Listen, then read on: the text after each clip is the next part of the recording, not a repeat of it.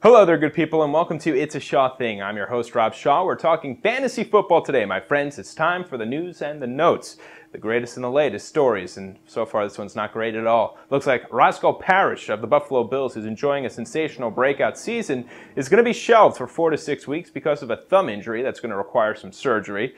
I guess immediately you think, oh good, maybe that rookie James Hardy will get a chance to shine, but not the case, my friends. That tall wide receiver is going to still remain on the bench for a little bit. Justin Jenkins will fill in for Parrish. Parrish is going to be out probably 2 months or so you might want to completely bench him or put him on your waiver wire. There's no need to hold on to him. All right, next up, let's talk about another wide receiver, but this guy did the action upon himself. Plaxico Burress.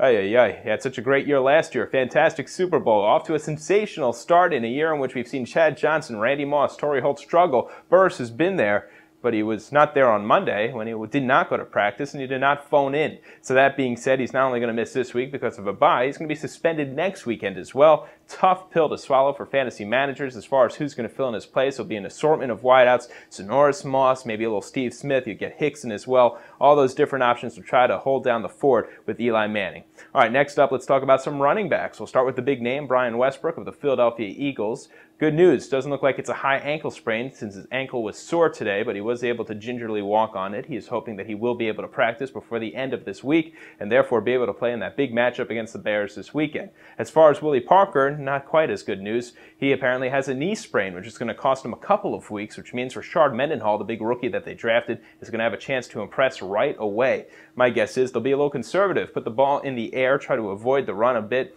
and allow him to break in slowly.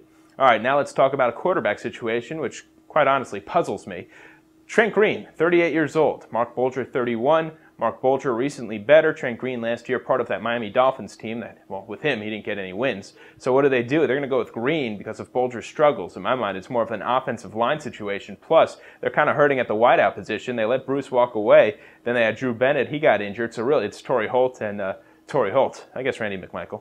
So bad situation there for the Rams. They're going to put the blame on their quarterback, which in my mind doesn't make much sense. They're going with a veteran who's had some concussion issues. We'll see if he could keep on his feet. Trent Green, not the best fantasy options now. Mark Bulger, no fantasy value whatsoever. Well, my friends, that is It's a Shaw Thing for now. For all your details when it comes to fantasy sports, visit us at opensports.com.